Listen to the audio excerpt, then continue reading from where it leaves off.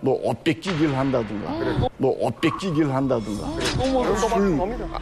독한 술을 짓는 놈이 한 잔씩 더 먹게 한다. 이런 식으로 파티를 하다가 저 옆에 앉은 아가씨들 데리고 빠져요. 살살 빠지고 마지막에 남는 게 홍영희 배우가 남지요.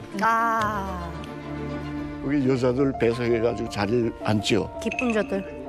앉는데 거기에는 중앙사로청 선전대 아가씨들도 있고 인민배우, 공배우 뭐 등등의 여러 여성들이 같이 앉아서 당시 그 냉장고에서 그 코냑, 위스키, 비로 맥주까지 안주, 소세지, 뭐 땅콩 뭐 다 있어요.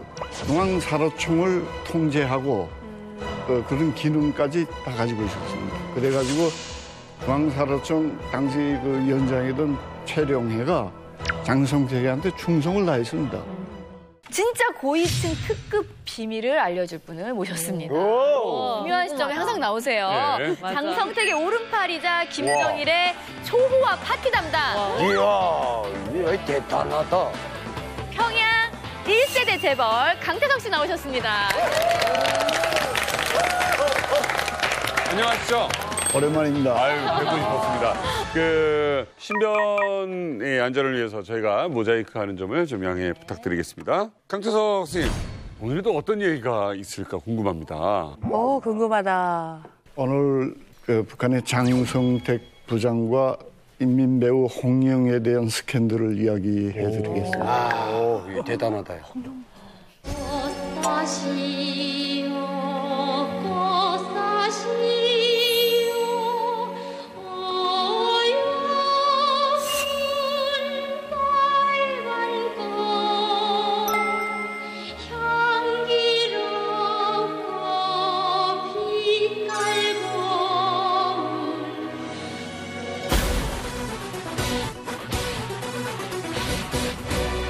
아니, 강태석 선생님, 이거 진짜예요? 화폐에 등장한 게?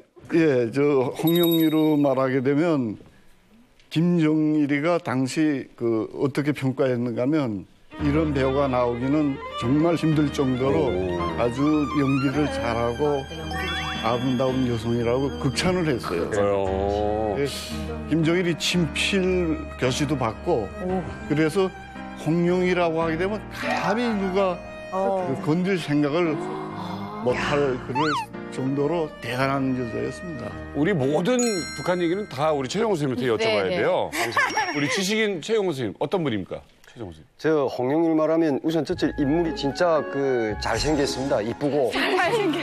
이쁘게 생겼습니다. 잘 다듬어졌다. 예, 그러다 보니까 북한의 성인이라고 생각된 사람들은 홍영일 모르는 사람들이 없습니다. 그렇죠. 그 시대에는 거의 북한판 김태희. 맞아요. 맞지? 그냥 미녀의 기준. 다들 너무나 예쁘다고 막 이렇게 하시잖아요. 근데 그렇게 예쁜 여배우가 어떻게 그렇게 고위층의 장성택이라는 그 사람과 뭐 그런 러브스토리가 생겼는지 뭐 특별한 어떠한 영화 같은 막 그런 러브스토리가 있었을까요? 예, 당시 그 장성택으로 하게 되면 3대 혁명 서조 및 청년사업부장이라는 중앙당 직책이 있었어요.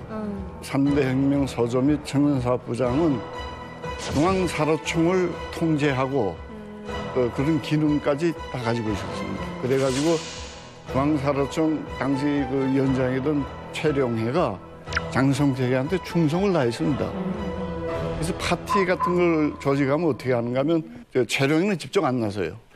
최룡해 밑에 애들이 그러니까 조직비서라든가 거기 중앙사로청 은별매회사 회장이라든가 또한 중앙사로청 속도전 돌격대 대장 이런 애들이 이 1차 그 파티가 행사가 끝나게 되면 청년호텔 12층의 장성 스위트룸인데 장성택이가 거의 집처럼 거주하던 방이에요. 거기에 거주하면서 그 최룡해 똘마이들이 자리를 펴요.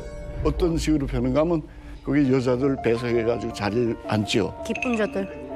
앉는데 거기에는 중앙사로청 선전대 아가씨들도 있고 인민배우, 공배우 뭐 등등의 여러 여성들이 같이 앉아서 당시 그 냉장고에서 그 코냑, 위스키 비로 맥주까지 안주, 소세지 뭐 땅콩 뭐 다 있어요. 그래가지고 심지어는 뭐 옷뺏기기를 한다든가, 뭐 옷뺏기기를 한다든가, 독한 술을 짓는 놈이 한 잔씩 더 먹게 한다. 이런 식으로 파티를 하다가 저 옆에 앉은 아가씨들 뒤로 빠져요. 살살 빠지고 마지막에 남는 게 홍영희 배우가 남지요. 근데 같은 이제 배우로서 사실 저는 좀 얘기를 듣는데 마음이 너무 짠하고 좀 안타깝기도 하거든요. 왜 그렇게 예쁜 미녀 배우가 꼭 그런 선택을 해야 됐을까요? 그 사회 그 흐름이 어떻게 됐는가 하면 북한 말로 이런 말도 있어요. 간부들이 입당했나? 맞아. 대학 가야지. 맞아. 예? 이게 말이 유행이 됐는데 그게 무슨 뜻인가 하면 입당도 시켜줄 수 있다. 대학도 보낼 수 있다. 그러니까 인생을 바꿔준다 이거지.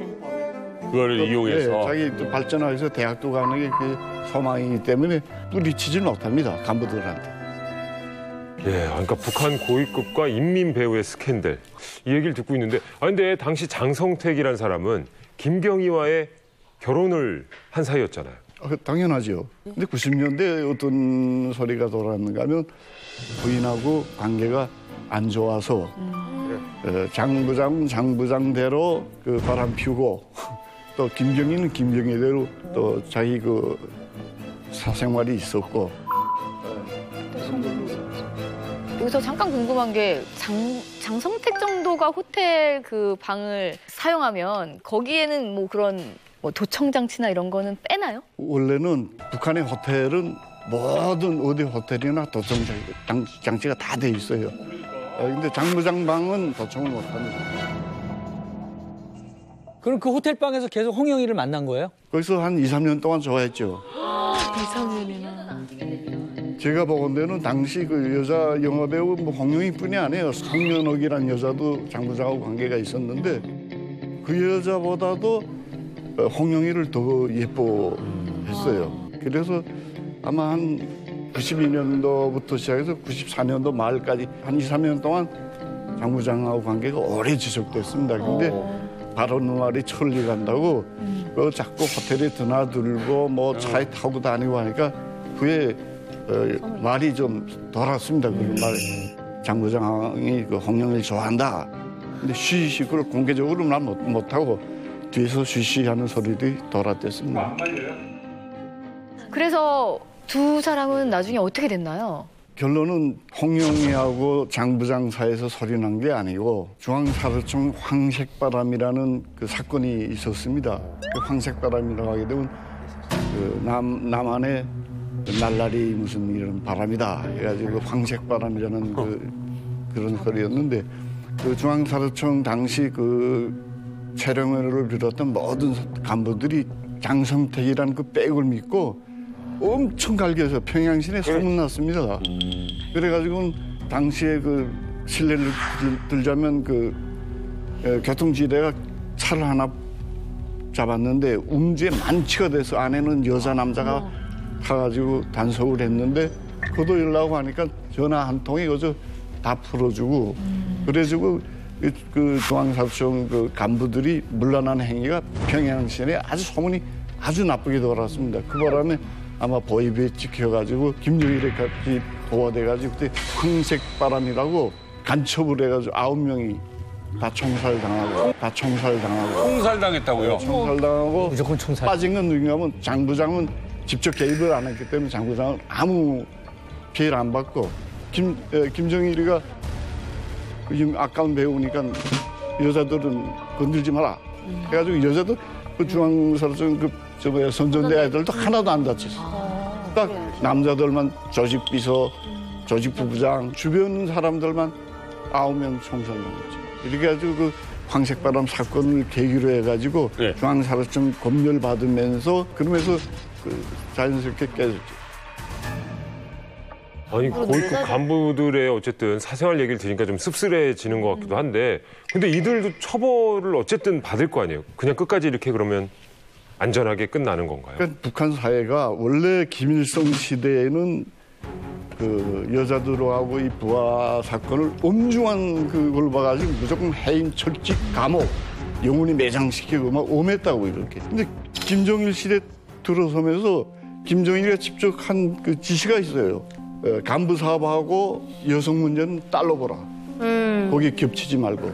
그래서 거의 그때부터는 여자 문제는 경찰 이런 데서 취급을 안 했습니다. 저기 두라도 여자 문제는 덮어놓고 그냥 김정일 자체가 여성 관계가 문란하니까 아마 제일 문란한 게 아니라 당시 북한이 제가 있을 때 북한이 총 문제는 제일 개방됐을 때라고 생각됩니다.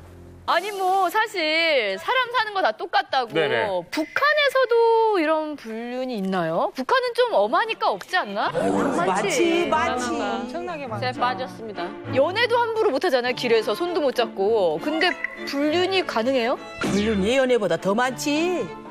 더 많다고? 그러니까 이게 예전부터 불륜은 항상 있었어요. 항상 맞아요. 있었는데 불륜도 요즘에 유행을 타요. 맞아. 맞아, 유행 타. 누군가가 이렇게 남편이 바람을 피던 아내가 바람을 피던 하게 되면 상대방은 참고 살 수밖에 없어요. 이혼이 안 되고 하니까. 근데 요즘에는 이혼이 안 되는 걸 아니까 아예 결혼을 해서도 우리 좀 더 살아보고 짧게는 5년, 길게는 10년 살아보고 그때 혼인신고를 하자. 없거니? 돈을 엄청 들여서 이혼을 해야 되니까 차라리 그냥 살자. 계약 결혼을 하는 거예요. 맞아요. 그러니까 상대방이 바람을 피잖아요. 맞바람 피는 거야. 아주 쿨해졌어요. 엄청 거기에서 개방이 돼 있어요. 그래서 북한은 그런 거에 대해서 완전히 개방이 돼 있는데 그 우리 한국 사람들은 잘못 알고 계시더라고요. 북한은 상당히 그 면에서는 보수적이고. 아니야. 하지 말라면 또 해. 저희 남편이랑 연애를 할 때 제가 엄청 보수적인 곳에서 왔으니까 손을 안 대는 거야. 아이고. 열받았어 진짜. 아니, 결론이 또 그렇게 가는 거야? 자, 그러면 미리 씨, 북한은 워낙 지역마다 차이가 있어서 이게 좀 평양은 좀 다를까요? 이 얘기를 해도 되는지 모르겠어요. 저희 워낙에 남자들이 많이 바람을 피우니까 뭐 남자들이 초 와이프를 만들 때 본초, 후초, 대기초, 행사초, 저 이렇게 평양에서 말한 말이야. 그런 얘기가 있었어요. 말하는 거야. 그런 단어들이 있어요? 평양에서 말하는 거다. 뭐 행사초는 행사 갈 때 데리고 가고 어머, 준비초는 너무 준비시키고 있고 뭐 이런 식으로. 그러니까 옛날에는 바람 피우는 게 먹고 살기 너무 바쁘니까 나가서 하루 종일 일하고 시간이 없어서 바람 피울 계류가 안 되는데 최근에는 장사하고 생활이 좀 괜찮아졌잖아요. 그러다 보니까 조금 여유 있는 사람들은 다 여기 말로 하면 세컨드라고 한 명이 더 있는 거예요. 그런 게 없는 건 남자들 사이에서 좀 바보 취급 받는다고 하더라고요. 그래서 세컨드는 기본이에요. 그리고 능력이 더 되는 사람은 한 명이 더 있는 거예요. 한 명 정도. 그래서 이제처럼 뭐 행사처고 뭐 출장처 이런 게 있는 거예요. 자기 출장 갈 때 딴 여자랑 같이 가서 숙소 잡아서 같이 자고 생활하다 오고 이런 게 요즘에 유행이 됐거든요. 자, 이제 본격적인 이야기 한번 나눠보겠습니다. 그래서 오늘 준비한 이야기가 바로 북한판 부부의 세계입니다. 수없이 많은 드라마 속에서 여러 가지 경우를 봤던 우리 민정 씨. 어떤 게 가장 궁금하세요? 이런 얘기 들었을 때. 제가 이제 드라마 사랑과 전쟁이라는 거를 10년을 찍었는데, 야, 이게 현실에서 가능한 일이야? 이건 말도 안 돼. 어떻게 가정에서 이런 일이 벌어질 수가 있어. 사실 이런 얘기를 저희도 하면서 연기를 하곤 했었어요. 근데 북한에서도 이런 사랑과 전쟁 같은 얘기들이 있었을까요? 우리가 사령부 마을에서 삽니다. 사령부 우리 동네 자체가 사령부 군인들 가족이에요. 그런데 여기 매 통신중대장하고 뭐냐면 돼지를 키우는 부대에서 노무자로 돼지를 키우는 돈사 아줌마가 있어요. 그 돈사 아줌마가 그렇게 예뻐요. 청진에서 왔어요. 말도 할락게 하면서 사람들한테 말할 때도 너무 애교가 많은데 이 통신소대장이 바로 돈사 바로 위에 통신소대가 있었어요. 요놈이 왔다 갔다 하더니 여기 좀 좋아진 거예요. 돈사 아줌마의 남편이 출장 갔다가 늦게 오게 됐어요. 그러니까 거기면은 언제 온다는 기약도 없어요. 그러다 보니까 통신소대장하고 어느 날 둘이 좋아하는데 바깥에서 하고 발자국 소리 나니까 이 아줌마가 그 통신소대장을 여러분들 아시죠? 북한의 저 침대, 이거 용수철 침대잖아요. 용수철 침대. 그 밑으로 집어넣는데 그 침대 밑에는 북한에는 무슨 알곡 자루들이 많아질까요? 통자루, 무슨 강냉이 자루 그런 게 다 들어갔는데 좁은 자리다가 밀어 연 거예요. 그러다 그 밑에 들어가서 담요가 딱 씌워줬으니까 남편이 못 봤어요. 그러니까 남편이 더 왔다 갔다 하다가 그 위에 침대 벌렁 눕고 그다음에 그 소대장은 저 밑에 있잖아요. 침대 하나 사이에 좀 둘이 올라가고 내려가고 했어. 미치겠다. 그런데 그 방문짝에 넘어서면 할머니, 할아버지가 살아요. 그러니까 할머니, 할아버지 계속 얘기하고 하니까 둘이서 다 잠들어 버린 거예요. 어머, 어떡해. 그런데 돈사 아줌마의 남편이 자는데 자기 코소리가 하는데 이상하게 코소리가 나. 그러면 가만 있다 보니까 아무래도 영수철 침대이기 때문에 조금 움직이게 되면 삐걱삐걱 소리 나요. 거기. 그러는데 소리만 나고 콧소리가 딱딱 정지되는 거야. 아, 이거 내 숨소리가 아니구나. 내려와서 딱 열어보니까 여기 통신서재장이 누워있는 거예요. 그 다음에 끌고 나오니까 할머니, 할아버지 그 집 식구들이 달라붙어서 때리는데 야, 방치한테 오더막 빨래방치 있잖아. 빨래방치한테 오더맞아갖고 아저씨 코피나고 장난 아니게 그 부대에서 이것이 또 강연 자료까지 나왔어요. 예. 강연 자료까지? 그렇게 개망신했었어요. 그리고 통신소재장님은 이사 가고. 세상에.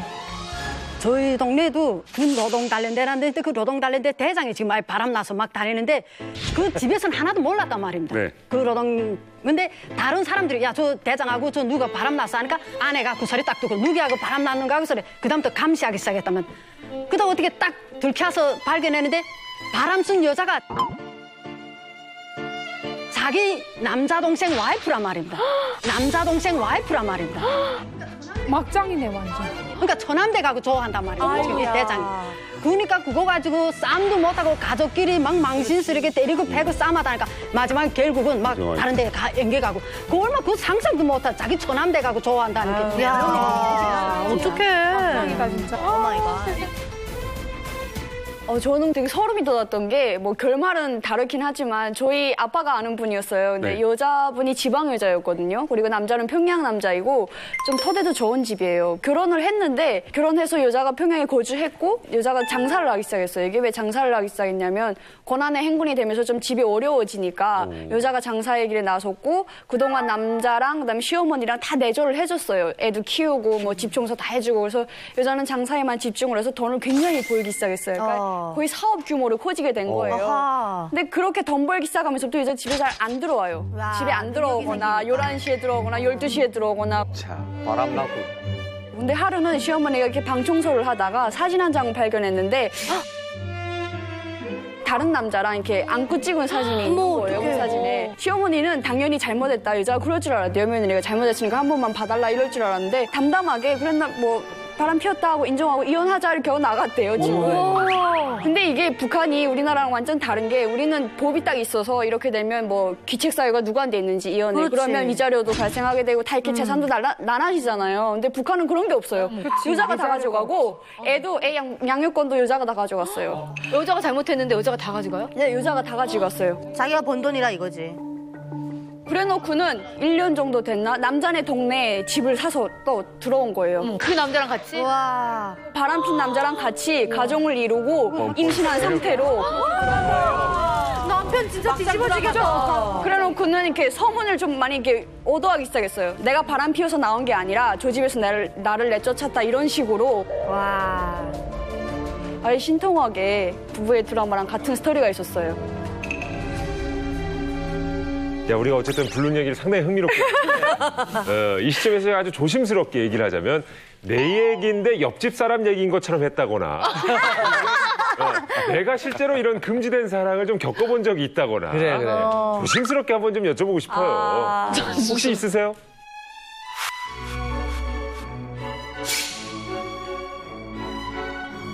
있죠? 있어. 있죠? 있어. 나는 진짜 있어. 있어. 아니, 순실형. 그 하필이면 그것도 옆에 담벼락 옆에서 얘기하니까 더 그럴듯한데요. 너라도 자세히 좀 들어보라. 뭐냐면 내가 그 제대되고 와서 그 하심청 서재장하고 결혼해서 가정불화로 좀 많이 싸우고 이럴 때예요. 근데 너무 막 가정불화 가난이 죄라고 쭉 하면 싸우고 그냥 맨날 싸우니까 살기 싫은 거예요. 언니가 그러면 우리 집에 잠깐 와 있어라 해서 와 있는데 개울가에 나가도 누군가 계속 내가 개울가에 나오는 시간에 맞춰서 웬 남자가 계속 나서 고기를 잡아. 날피리 무슨 쫑개 미꾸라지 이런 거를 계속 잡아갖고 나한테는 말도 안 걸면서 이 고기를 잡아서 쌀이 바구니에다 잡아갖고 우리 언니네 집에 계속 갖다 주는 거야. 그래서 내가 언니하고 형부하고 친한 사람인가 보다 이렇게 생각하고 있는데 어느 날 또 집에 갔다 여기 왔다 하면서 언니네 집에 또 갔더니 언니가 뭐라고 하냐면 야, 너 때문에 그 사람하고 엄청 동네에 이상한 소문이 난다는 거예요. 어머. 왜? 했더니 이 사람이 혼자서 계속 이렇게 짝사랑했다. 나한테 계속 집착하면서 직접 말 못하니까 언니를 통해서 나한테 엮어주기를 바라는 거예요. 그러니까 언니는 동네 망신스럽다고 나보고 그렇지. 다 가라는 거야. 수질 언니가 옛날에 되게 예뻤잖아요. 아, 이뻤다는 건 말할 것도 없지. 말할 것도 없지.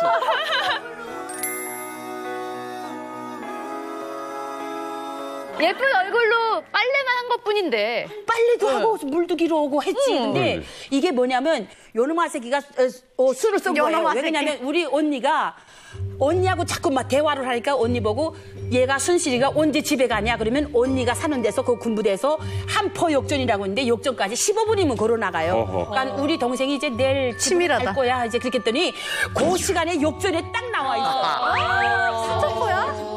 나와 있어가지고 내가 차표를 못 대서 지금 왔다 갔다 하는데 내 손을 떡 잡더니 내 손을 떡 잡더니 손 좀 이렇게 하라고 딱 이렇게 잡더니 가재요. 그래서 안 된다고 나는 결혼했다고 하니까 넌 남편 때문에 계속 그러지 않냐 가정부라 아니냐 그러니까 나랑 도망쳐서 어디 가서 살자.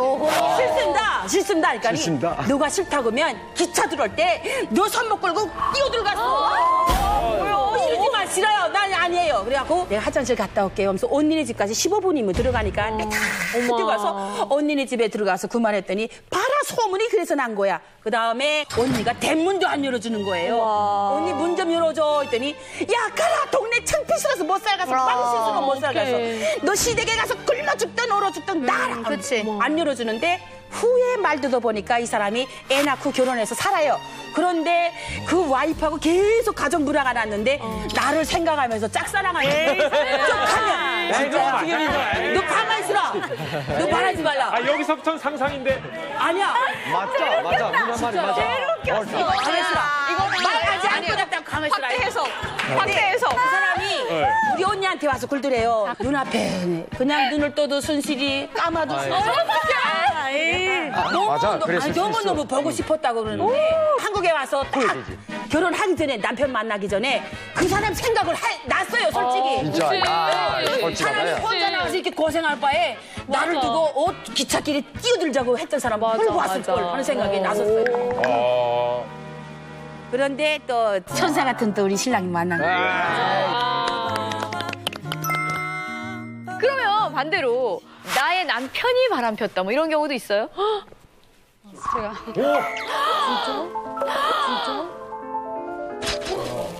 어떻게? 뭐 어떻게 저렇게 예쁜 분을 놔둬. 북한에서? 네. 아니 어떤 일이 있었던 거예요?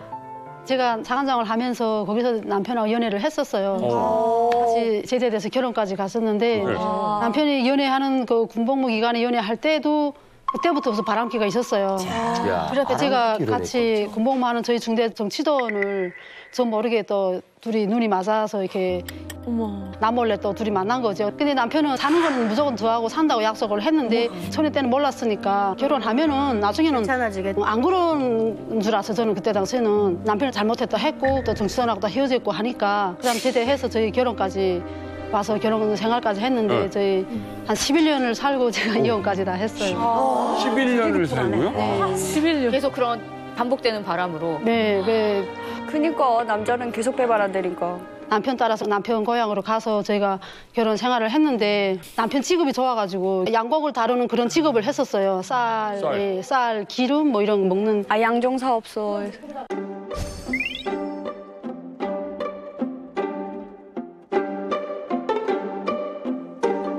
북한은 권력이 있고 이 직업이 좋고 이런 물자를 많이 쥐고 있으면 그래서 그게 땡이에요. 맞아. 우리 항해도 같은 경우는 돼지랑 길러서 집에서 팔면 양곡으로 이렇게 쌀로 바꾸는 거예요. 그렇지. 그걸 이 사람은 그런 권한이 있었어요. 이게 돼지를 70kg짜리 돼지를 주면 좀 잘 보이면 뭐 이자처럼 한 100kg를 받을 거 150kg를 받을 수도 있고 그런 권한이 있으니까 여자들이 엄청 지나가면은 막 그 사람이 한번 웃어주면 여자들 막 너무 황송할 정도로. 네, 그러니까 멋있게 생겼구나. 남편은 뭐 그냥 뭐 좀 이분 이광진 씨랑 저렇게 잘생겼다고? 잘났네. 비슷하게 좀 생겼어요. 아니 그러면은 그렇게 긴 시간 동안 부부 생활을 하면서 남편이 그렇게 수도 없이 바람을 폈으면 분명 꼬리가 길면 밟히거든요. 밟힌단 말이에요. 저도 드라마 찍을 때 현장에서 많이 걸렸었어요. 근데 수옥 씨는 현장을 잡아본 적은 없어요? 있죠. 현장에서 그 잡은 게 거기 거의 한 두 차례가 되니까. 그러면 또 미안하다고 하고. 그때 제일 제가 제일 이렇게 그 쇼킹을 한 게 저희 아들이 초등학교 입학을 했는데 담임 선생이 금방 대학을 졸업하고 북한은 저학교 같은 경우는 교원대학을 졸업하면 한 22살, 23살이 돼요. 그러면 이렇게 초등학교 우리 아들을 제일 먼저 맡은 담임이었어요. 그 담임 선생하고 바람이 난 거예요. 아들 담임 선생님하고? 어떻게 자식 담임하고. 둘이 눈이 맞게 된 동기가 애가 또 공부도 좀 잘하고 했으니까 더 잘하게 하고 싶은 부모들 심정이니까 선생을 그 집으로 초대를 해가지고 개인 교사, 개인 수업을 시켰어요. 어머머머머. 그 드라마랑 똑같네. 드라마잖아, 드라마에 그렇잖아. 집으로 왜 부르는 거야? 공부할 때는 제가 또 밖에 나가서 무슨 일 볼 것도 보고 선생하고 아이가 공부하게끔 냅두고 근데 나중에 알고 보니까 남편이 직업이라는 게 뭐 편안한 직업이니까 선생이 계속 집에 와 있는 걸 아니까 나 없을 때는 몰래 들어왔던 거예요. 근데 저는 그걸 몰랐던 거죠. 그러니까 그렇게 하면서 선생하고 좀 가까워지게 됐겠죠. 근데 언젠가는 한번 들키게 된 동기가 그날 아들이 아파서 좀 열이 나서 학교를 안 보냈었어요. 안 보내고 엄마 나갔다 올 동안 너 공부하면서 집에 있어라 했는데 밖에 나갔다 들어오는데 애가 밖에서 놀고 있더라고요. 어머. 그 선생님 집이 또 우리하고 좀 가까운 데 있었어요, 거리가. 아이고. 그리고 선생님 데려오라고 하고 나는 밖에 나가 놀라고 했다 이러는 거예요. 100%. 거기에서 내가 막 느낌이 막 그때 막 사람이 그 느낌이랑 쎄한 느낌이 들잖아요, 완전. 그렇죠. 집에 그 대문까지 가는 게 막 걸어가는 게 막 그때부터 막 가슴이 막 활랑활랑 하는 거예요. 그래서 제정신이 아니었을 것 같아요. 대문을 딱 여는 순간에 우리가 대문이 앞 대문하고 뒷 대문이 있어요, 저희가. 내가 대문을 딱 여는 순간에 뒷 대문이 딱 닫히는 소리가 나는 거예요. 보니까 담임 선생이 뒷문으로 빠져나가더라고요. 그때 당시. 어머, 어떡해. 부다. 그래서 제가 남편 보고 화를 내고 제가 막 울면서 막 너 어떻게 이럴 수 있냐고 내가 어떻게 이게 군대 때도 그런 일이 있어서 제가 한번 용서했는데 어떻게 이것도 선생님은 만났어요? 선생님은? 나중에 제가 만났죠. 학교를 찾아가서요, 제가. 학교 찾아가서 선생을 만나가지고 너는 처녀고 아직 나중에 시집도 가고 하고 해야 되는데 우리 애 아빠는 애도 둘씩이나 있고 너네 그런 사람 유부남을 만나서 네가 그 사람한테 결국 당하는 건데 나중에 손해보는 너밖에 없으니까 다시는 그 사람 다시는 만나지 말라고 그래서 제가 좋게 말했죠. 일단 그리고 또 걔가 너무 어리고 이쁘고 하니까 막 걔가 아까운 거예요. 우리 남편한테 유부남한테. 어떻게 그런 제가 머리끄댕이를 잡을 생각보다도 얘가 너무 막 불쌍한 거예요. 그게. 그래서 제가 걔 보고 막 얘기를 하니까 걔가 너무 미안하다고 자기 다시는 이제는 애 아빠랑 이렇게 안 만난다고. 아, 죽겠다. 그래서 남편은 또 그 후에 그 자신은 잘못했다고 일단 많이 용서를 빌었는데 걔버릇 뭐 못 준다고. 또 그래? 또, 예. 또? 그래, 한 번에 안 끝나더라고요. 나중에 다 동네 아줌마들이에요. 동네 다. 어머머머머. 아무개 집 아줌마 모두 다 남편 있는 여자들이고 또 그렇게 되고. 그러면 이혼은 순순히 해? 아니 이혼 이 사람은 들킬 때마다 이 사람은 계속 잘못했다고 비니까. 참지야, 참지. 그것도 습관이야. 극혐이다. 그래서 제가 일단 이혼을 하고 저는 호적을 다 정리하고 끝나야 제가 막 마지막에 집에 가서 살아도 편안할 것 같아서 제가 재판소에 찾아갔어요. 나 이혼 남편이 이렇게 바람을 피우고 이렇게 너무 그래서 나는 못 살겠다고 이혼해달라 하니까 남편하고 같이 와야지 혼자 와서는 절대 안 된다고 하더라고요. 그래서 남편을 설득을 해야 되는 거예요. 남편을 다시 와서 난 당신하고 못 살겠으니까 이혼을 해달라 하니까 이 사람은 난 죽어도 이혼 안 한다고 자기는 다른 여자가 못 산다고 죽어도 산다고 막 그러는 거예요. 그래서 제가 처음에는 그냥 설득을 하려고 했다가 너무 안 되고 하니까 이 사람을 이렇게 그냥 놔둬서는 안 되겠다. 그래서 제가 그다음부터 협박을 했죠. 제가. 당신이 이때까지 저지른 재행 나중에 내가 알고 보니까 너 동네 앞집에 누구 아무개 엄마 쌍둥이 엄마하고도 당신도 쌍둥이 엄마도 당신 또 누구 아무개 저 뒷집에 누구 제가 꿔보니까 한 15명 되더라고요. 꿔보니까 한 15명 되더라고요. 와, 완전 파산한 거네. 완전. 너무 심하다. 어머, 나 더 열받아. 더워. 지금 열받네. 당신이 순순히 이혼을 안 해서 난 이거 폭로를 해서 폭로할 수밖에 없다. 네. 그러니까 여기서 살자면 이미지가 있으니까. 예, 그래서 그래서 네, 그래서 제가 그렇게 말해서 그다음에 합의 이혼을 해서 법원에 같이 가게 됐죠. 이혼이 아니면 이혼이 안 되는 거야. 지금 강수옥 씨 얘기 들으니까 막 이게 지금 막 열받아 막. 이게 어마어마한 일들이 막 이렇게 닥치는 거 보니까 저는 이제 이분이 얘기하는데 저도 이런 거 느껴봤단 말입니다. 그래 막 진짜 나도 구감정이 살아나 막 치 떨리는데 제가 저희 남편이 내가 말 안 하려는데 우리 안일이 임신돼서 당장 다음 달이 막달인데 저희 남편이 바람 쏘는 거였죠. 근데 저는 몰랐단 말입니다. 바람 쏘는지 어쩐지도. 너무 저인지 다 잘해주기 때문에. 근데 동네 사람들이 자꾸 말한단 말입니다. 야, 너 남편 누구야? 계속 지금 저 좋아한다니까. 역전하고 그 덜곶대 체내하고 좋아하는데 덜곶대하고 그 역전 살까 지내 가까우니까 계속 거기서 지금 역전 대합실 뒤에서 계속 만난다는 게란 말이야. 임신했는데. 그래 하루 남편 보고 엄마 집에 가서 3일 동안 엄마 일 도와주니까 저거 도와줘야 되니까 혼자 집에 좀 있으라니까 갔다 와 하면서 그래 난 집에로 왔단 말이다. 그 다음날에 낮에 밤에도 안 가고 낮에 24시간 굶으니까 분명 집에 있겠구나 딱 들어갔는데 글쎄 또 꿇어 앉고 자는 거 봤단 말입니다. 제가 또 꿇어 앉고 자는 거 봤단 말입니다. 제가 거기서 제 성격이 피만 까꾸로 젖었냐. 그러면 그 여자를 제가 와라 이렇게 해서 간다. 니 어디다 대고 치란 거? 남편이 그러면 너 이제 잘못했다는데 까꾸로 때리는 거 있잖아. 여자를 좀 내가 혼냈다고. 순간에 주먹으로 팍팍 하니까 코피 나죠. 눈이 여기 삐끗하게 됐잖아.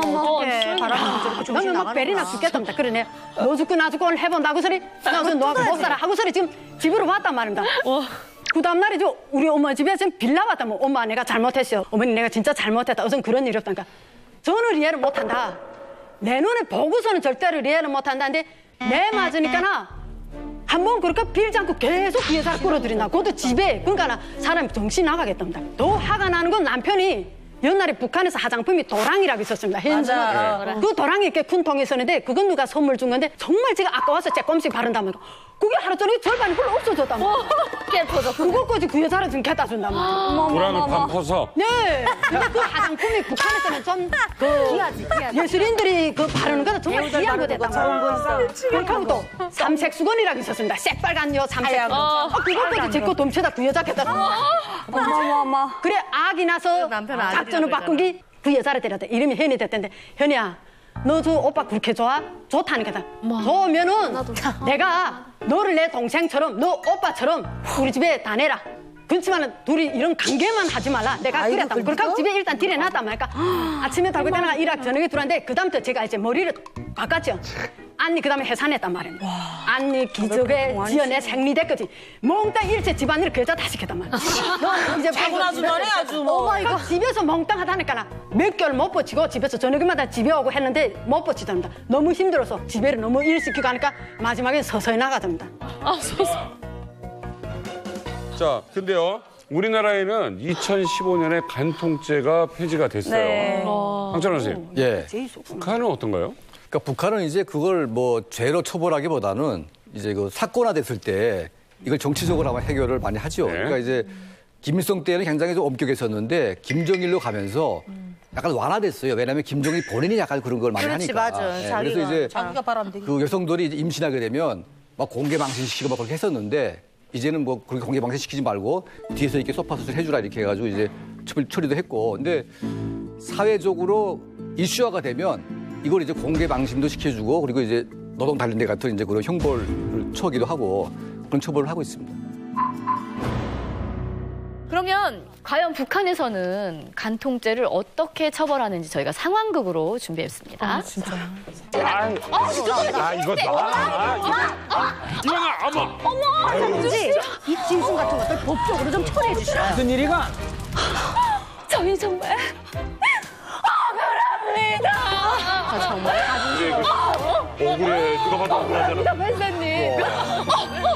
판사 동지, 이 짐승 같은 세대주가 이거 얼굴에다 빠데미장한 민지영이랑 붙어 먹었단 말입니다. 이혼도 안 한 게. 야, 우리 손밖에 안 잡았어. 야, 넌 손만 잡았는데 입술연지가 없어지니? 어? 아니, 이거 입술연지 없어갖고 입술에 피기가 없죠, 판사 동지. 이거 누가 다 빨아먹어서? 어머, 못할 소리 하고 있어. 그런 소리. 야, 어디 있어? 너 좀 빠져. 이게 아주 어떻게 맺는다. 그렇지. 이충 씨. 기가 막혀. 우리 이럴 바에는 자기가 차라리 이 여자랑 이혼하고 내가 해줄 거 같니? 나랑 살자. 너 조용히 하랬지. 일충 씨. 날 진정으로 사랑한다면 이혼하고 나랑 담대하게 살아. 일충 씨. 나 사랑한다. 일충 씨. 나빴다. 야, 너그 손목대기 안 주간 좋게 말할 때 확 잘라버리고.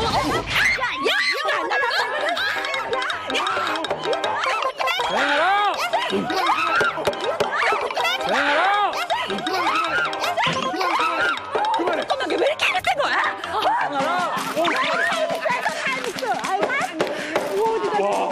가까이 오라오. 이것들 순학질이구만. 야, 판결하 가서 김일중 동무. 다른 대상과 부하방탕한 행위를 한 죄, 본처를 배신한 죄, 북조선 행정처벌법 221조에 의거해 노동조화형 3개월에 처한다. 3개월 뒤야. 알았어. 민지영 동무 노동조화형 1년에 처한다. 꼴 좋아. 우리 날래 좋아서로 1,050조 빨리. 올라. 그냥 안돼. 빨리 가라. 사랑이 재밌다.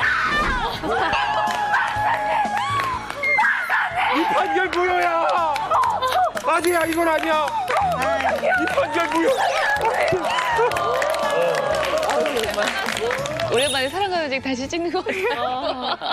너무 재밌었는데 근데 부하 방탕하다는 단어가 나왔어요. 그게 무슨 말이에요? 부하방탕이라는 게 말 자체가 우리 북한에서 그러니까 여기서 말하는 불륜을 바람피웠다 하는 말을 저 둘이 부하한다, 부하했다 이런 말을 쓰거든요. 부하? 부하. 이 불륜을 부하라 하고 방탕이라는 거는 이 불륜을 하면서 그러니까 자기 가정과 또 밖에 나가서도 돈을 진탕 망탕 쓰면서 남들은 어렵게 힘들게 사는데 부하 방탕 생활을 하면서 여행도 다니고 그저 강도 식당도 가서 그도 처먹고 하는 뭐 이런 뜻이라고 보면 되겠습니다. 나는 부하라 그래서 부하 화가 난다는 줄 알았어. 부하가 치밀어. 북한에서는 또 이 불륜을 어떻게 표현하는가 하면 발산부부라고도 말해요. 맞아요. 발산부부란 게 그 84년도 8월 3일 날에 김정일이가 인민소비품, 그러니까 못 쓰게 된 상품들을 다시 뭐 재활용해서 쓰는 거.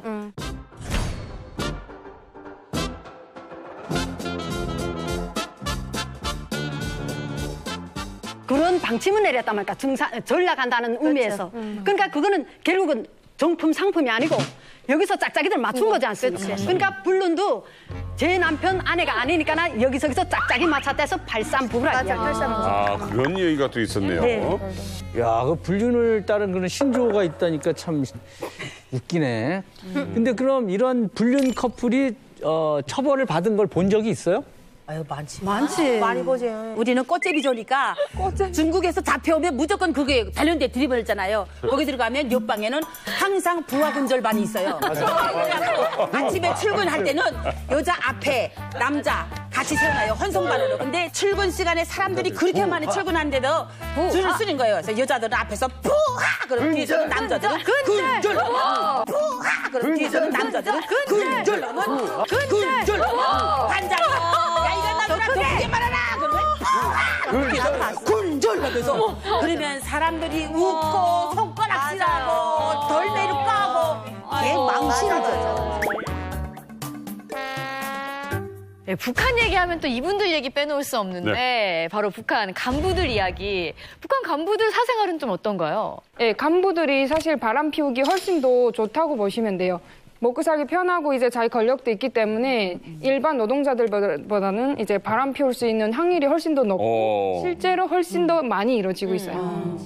그렇게 북한에서는 간부들이 자기 지위를 이용해서 계속 저렇게 바람 쐬기 때문에 그런 로고라되는 소리가 있습니다. 안준호는 안전하게 해먹고 보이조는 보이지 않게 해먹고 강원은 비서들은 당당하게 해본다. 이게 어디 가면 그런 말이 나와요. 그렇죠. 저희 그 근위소에 그 간호원들이 아침마다 그 사단 지부 장년급은 아침마다 내려가서 체온 맥박을 다 재주는 담당 간호사들이 있어요. 여기 우리 간호사가 내려가서 기무부장인데 그 사람은 기무부에 창고가 있어요. 거기는 왜 들어가지도 못해요. 담당 간호사 기무부장한테 그 간호사 생활 끝날 때까지 거기에서 그런 일이 있었던 거를 후에 다 발각이 된 거예요. 왜 그러냐면 그 간호원이 임신이 된 거예요. 아이고. 그래서 하사인데 2줄밖에 안 달았는데 그러니까 그때 21살이에요, 이가. 그런데 배가 나오기 시작하니까 다 같이 여성들은 이렇게 목욕도 같이 하고 하는데 얘가 목욕을 안 하는 거예요. 그래서 이상하다 하다가 그 사관장이 딱 눈치챈 게 뭐냐면 얘가 배낭끈이 있어요. 배낭 이렇게 매는 끈. 배낭끈에 100% 이거를 다 이렇게 꽝꽝 싼 거예요. 예, 그다음에 이거를 이제 정치부에서 조직부장이 내려와서 담화를 하더라고요. 근데 그거 다 불고 그다음에 그 기무부장도 다 떨어지고. 남모를 쾌락을 즐기고 있는 북한 간부들이 가장 신경 쓰는 기념일이 있다고 합니다.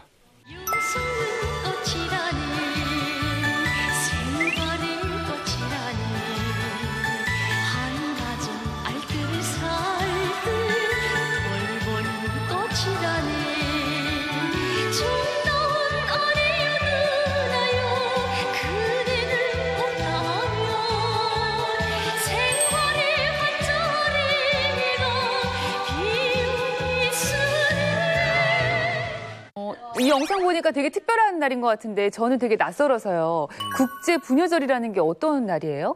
북한은 이제 여성의 날로 이제 규정을 해가지고 이날만큼은 이제 공휴일로 정해놓고 보통 이제 가부장적인 그 나라에서 그날만큼은 남자들이 밥을 해서 부인에게 이제 뭐 이렇게 해주는 뭐 그런 이제 이벤트가 있는 날이거든요.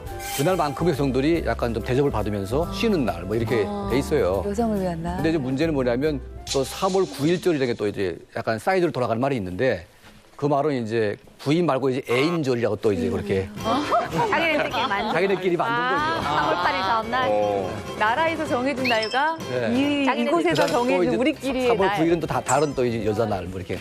네, 제가 평양에서 일할 때 그 외야식당에서 요리사로 일을 할 때 보면 1년 중에 가장 매출이 좋은 날이 3월 8일이에요. 그날에 와이프들 데리고 와서 밥을 먹고 하니까. 근데 그 다음 날을 저희는 정부절이라고 했어요. 그러니까 3월 8일 날에는 와이프랑 오고 3월 9일 날에는 내연녀랑 같이 오는 거예요. 내연녀를 북한에서는 정부라고 했었거든요. 그래서 어제는 분명 와이프랑 와서 이렇게 즐기고 다음 날에 또 이렇게 정부랑 이렇게 같이 와서 아무렇지 않은 듯 이렇게 먹고는 입을 막아야 되니까 접대원들한테 팁도 두둑이 주고 가요. 북한에 이런 말도 있어요. 정부들이 제일 불쌍한 날이, 제일 외로운 날이 명절과 공휴일이다. 그날에는 함께 할 수 없고 평일에 함께 해야 되니까.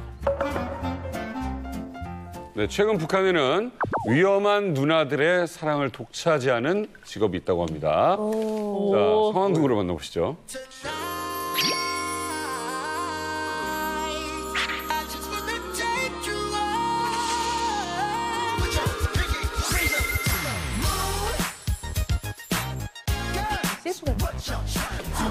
누구랑 갈까? 집에 어디 가면? 노동당 청사 가매. 내가 가요. 얼마매? 아줌마 더 잘 보게 생겼으니까 오늘 마소리 한 셈 치고. 원래 20원인데 10원 해주겠어. 어머, 네, 고맙지. 당장 가요. 끊기. 지금까지 광진이가 아닌 것 같아요. 소리도 멋있어. 어다당. 야, 떠나면? 야. 오, 멋있다. 바빠?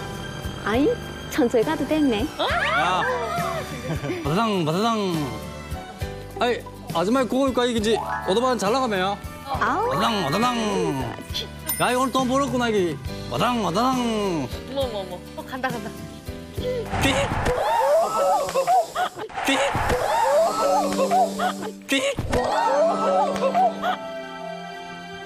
괜찮소?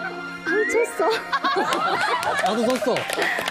이 어깨가 린 걱정이요, 완전히. 어울린다. 다 왔어. 더 길어야 되는데. 이쪽으로 내려야지. 잠깐만. 수고했어. 전화번호 좀 줄 수 없을까? 전화번호?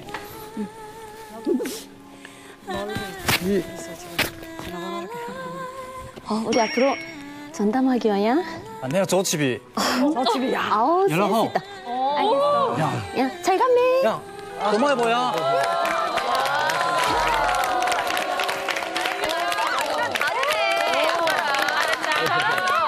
저도 남편이 취미로 오토바이를 타요. 그 뒤에 이렇게 잠깐 매달려서 이렇게 뒤에서 매달려서 가는 이 기분이 또 이게 또 참 매력이 있단 말이에요. 그래서 그 오토바이 운전수가 왜 인기가 많은지 조금은 이해할 것 같은데 실제로 여기 계신 분들 중에 그런 일을 해보신 분이 계신지. 제가 했어요. 와다당 뜨나면 야. 오, 멋있다. 제가 했어요. 그 외모로 했었으면 뭐 끝났겠네. 돈도 있었고 뭐. 그 대학 다니면서 그 짬짬이 용돈벌이 좀 하려고 그냥 네 했어요. 용돈도 멋있게 보는구나. 외발이를 하면은 저기 외발이라고 해요? 사람들 다. 네 외발이 그냥 외발이 택시라고 합시다. 그냥 외발이 택시를 하는데 그래서 여기 택시하고 같아요. 저기도 택시가 있어요. 스타렉스 같은 형태. 그게 이 코스가 딱 정해졌거든요. 이렇게 딱 로선이 정해졌으니까 좀 가격은 좀 싸요. 근데 이 외발이를 타는 목적이 뭐냐면 그 오토바이 뒤에 타면 좀 여자가 좀 맵져 보이고 그 남자가 좀 악셀을 당길 때 좀 얘가 머리도 쭉 날리는 게 좀 섹시해도 보이고. 광고 찍는 거야 완전. 그리고 북한에서 오토바이라 하면은 그 지방에 그 웬만한 땅집 한 채는 싸거든요. 그렇죠. 비싸죠. 그러니까 남자가 오토바이 탄다 하면은 좀 능력 있어 보이고. 돈은 어때요? 돈이 짭짤하죠, 그냥. 승합차에 비해서 가격은? 승합차는 3,000부터 5,000이라면 외발이는 그냥 15,000부터 2만 원 사이고. 더 비싸네요? 네, 3배 정도, 그냥 3배에서 4배 정도라고. 빨리 가니까? 네. 그러면 그것도 해요? 이렇게 사람 태우는 거 말고 짐이나 중요한 서류 날라주는 것도 해요? 그러니까 불러가지고 이걸 어디까지 어디서부터 이렇게 가져다 주고 그 뭐 주는 걸 받아오던가 뭐 그런 게 있거든요. 우리나라 퀵 서비스처럼. 네, 근데 그게 단골이 돼야 돼요. 그게 제일 그냥 짭짤해요. 그리고 이 오토바이 타시는 분들이 법하고도 굉장히 친해요. 그러니까 그래서 오토바이 타면 돈만 타는 걸 알기 때문에 안전운이 심심하면 단속해요. 담배가 떨어지면 단속해요. 용돈이 없으면 단속해요. 그러다 보니까 안전원들하고 친해가지고 예를 들어 패싸움이 붙잖아요. 전화 한 통하면 안전원들이 떼건지로 몰려와요. 그리고 이제 돈 장사가 불법이잖아요. 북한에서. 그리고 밀수 자체도 불법인데 은을 날라야 되고 금을 날라야 돼요. 예를 들어서 서비스차 타고 가다 잡히면 이건 그냥 다 뺏겨야 되는 거고 감옥 가야 되고. 그런데 오토바이는 도망갈 때도 신속하게 도망갈 수가 있고 숨기기도 편하거든요. 그러니까 돈 장사하시는 분들이나 밀수하시는 분들은 무조건 오토바이 운전수 한두 명은 끼고 하는 거죠, 장사를. 제가 밀수하는 누나들을 많이 단골로 뒀어요. 그게 오, 손가락 꼽을 정도야? 와. 저 종류는 다 그래. 그렇게 밤에 또 뛰고 그렇게 하기라면 그게 좀 짭짤하고 하니까 그 밀수하는 누나들 주로 단골로 뒀거든요. 저 같은 누나들. 네. 제가 바삐 가다 나면 기름이 없이 갈 때도 있어요. 그러다 나면 이거 누나 기름 넣고 왔네. 이거 기름 좀 넣어 하면은 내 전화할 테니까 뭐 어디 가서 기름 넣어 뭐 이렇게 저한테 주소 알려주거든요. 그럼 저 혼자 그 가설이 계세요. 제 누가 보내왔어요. 이렇게 하면은 넣어주지. 나오는데 또 이쁜 누나가 나와요. 양쪽으로. 그러다 뭐 그 휘발유 파는 누나가 나와서 또 뭐 그래요. 뭐 삼촌이 뭐 잘생겼으니까 좀 더 줄게 뭐 그런 게. 오. 네, 좀 그런 게 좀 반복되고 하다 나면은 좀 친해지고 좀 일어나면 여자도 질투가 좀 생기고 하다 나니까. 어머. 저 같은 유부녀 누나들은 어떻게 해요? 유부녀 누나들이 잘해주고 막 이러면. 그게 사실은 다 유부녀다 이게. 그게 사실은 다 유부녀다 이게. 네. 다 유부녀. 근데 저는 그 뭐 임자 있는 여자는 안 다칩니다. 그래가지고 뭐 그냥 네. 아니 근데 뭔가 여지를 줬으니까 뭔 좀 풀어봐요. 그쪽에서도 이렇게 좀 접근하거나 했겠지. 그냥 잘생기기만 했다고 와서 다 이렇게 그러진 않잖아요. 그 볼장 나가면 그 오토바이가 한 30, 40대 쫙 있어요. 있는데 그 오토바이 타려는 사람들하고 눈 맞춰야 되거든요. 거기도 경쟁이구나. 네, 그러니까 박벌의 경쟁이에요 한마디로. 단골을 만들어야 하거든요. 그렇지, 많이 만들어. 쫙 끌다가 눈 딱 맞추면 아줌마한테 가메 뭐 이런 식으로 이렇게 물어보면은 하시는구나. 네, 그러니까 통하지. 의향을 물어보죠. 어디 네. 가려는가. 그게. 아니 근데 이 얼굴로 가까이 다가와서 아줌마 어디 가면 이러면 여자가 안 가도 가야지. 그래. 그래서 아줌마한테 가메 하면 그냥 뭐 어디까지 가는데 얼마입니까? 뭐 이렇게 물어보거든요. 그러면 아줌마 뭐돈잘 받게 생겼으니까 뭐 내가 20원인데 15만 받겠어. 뭐 이렇게 하면 말 잘하네. 그냥 그럼 갑시다 하고 그냥 타거든요. 타는데 타고 가면서 또 물어봐요. 단골 만들려면 또 배려심이 많고 해야 되니까. 그러니까 그게 좀 밑밥 까는 거죠, 좀 이게. 밑밥. 그 가면서 좀 신뢰도 쌓고. 이 유머감, 유머가 있다고? 네가? 광진 씨가요. 아니 유머스러하게 좀 뭐랄까 이게 말도 얘 걸치고 농담도 하면서 어떤 농담을? 여기 가면서 이 겉들이 같은 것도 봐 이게 일부러 이렇게 아프하게 하려고 또 했지. 꽉 잡지 하려고. 그건 도로 상황이 그러니까 어쩔 수 없어요. 그건. 도로가 안 좋아서. 가면서 이 겉들이 같은 것도 봐 이게 아줌마한테 비례하게 잘 나가네. 뭐 이런 식으로. 뭐야 선수네. 농담을 쭉 하면서 내릴 때는 삼촌 전화번호 몇이에요? 뭐 이렇게. 번호 따이는구나. 우리 집 단골 합시다. 뭐 이런 식으로. 단골 만드네. 그러니까 좀 그게 좀 어딘가에 좀 밑밥 깔아야 돼. 오토바이를 타면 참 바람나기 좋은 직업이군요. 북한에서. 그러면 반대로 바람나기 어려운 직업도 있겠네요, 북한에서. 바람 피기 어려운 직업이라는 게 뭐 제가 봤을 때는 그저 아무것도 없는 사람이라고 봅니다. 아무것도 없는 사람. 북한에서는 정답. 돈도 없고 오토바이도 없고 네, 쌀도 직업적으로 따지면 어느 직업이 제일 바람나기 힘들다. 직업으로 보자면 지금 보편적으로 보면 뭐 그 군대가 그래서 바람 피기 좀 힘듭니다. 규정 생활을 하고 있으니까. 그러네. 남자끼리 있고. 네. 그러다 보니까 그게 좀 어렵고 그런데 사관이 되면 또 다 합니다. 맞아. 내가 뭔 개소리인가 했어. 군대들이 얼마나 바람 피는데 외로우니까. 개소리는 빼라. 외로우니까 군간 안애들하고 바람 피고 막 그런다니까. 군간 안애들. 전사 생활로부터 한 6년, 7년까지는 아예 지난 군무 생활을 하다 나니까 그 여자라는 건 못 보는데 우선 첫째로 군물입니다. 여자는. 술과 여자는 군물이라고 방침이 있으니까. 그래가지고 한 7년 지나서부터는 차관 이런 거 견장 달고 시내 아니면 사택에 나가면 이쁜 아가씨들도 있고 또 자체 내 부대 내 간호원도 있고 교환수도 있고 있단 말이에요. 이렇게 지난 게. 네. 군복무가 어쨌든 거의 한 10년 되잖아요. 그렇죠. 북한은. 고무신을 거꾸로 신는다.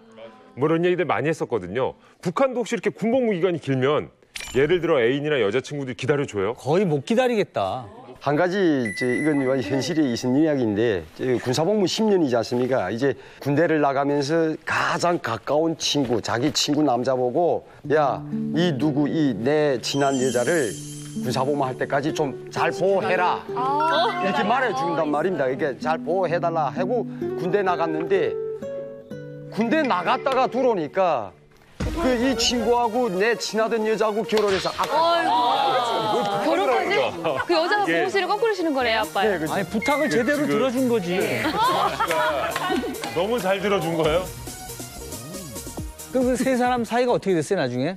그러니까 그 사람이가 그 이후에 좀 그러니까 이미 전에 그 머리가 뇌가 좀 앓긴 알았던 사람인데 그 인차 금방 그 세상 떠났단 말입니다. 어머 어떡해. 근데 이게 그 인간 이 연결맥이라는 게 그 좀 인연 이상한 게 그 여자하고 이 원래 첫 번째 친했던 남자하고 다시 결혼해서 알을 낳아서 아가 둘이. 오 마이 갓. 그럼 친구 애를 키워주는 거네.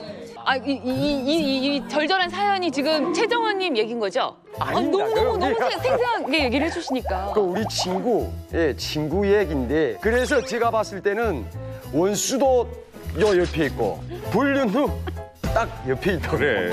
저도 사랑과 전쟁 이런 거 찍을 때 제일 쉽게 처음에 불륜이 나는 상황이 등장 밑이 어둡다라는 신조 아래 옆집 아저씨부터 이렇게 만나게 되더라고요. 맞아. 맞아요. 맞다 그거. 믿음, 소망, 사랑 중에 뭐 사랑으로 시작하는 그 이야기들이 결국 나중에는 믿음이 지탱하고 가장 오래가는 길이 아닐까 맞아요. 생각합니다.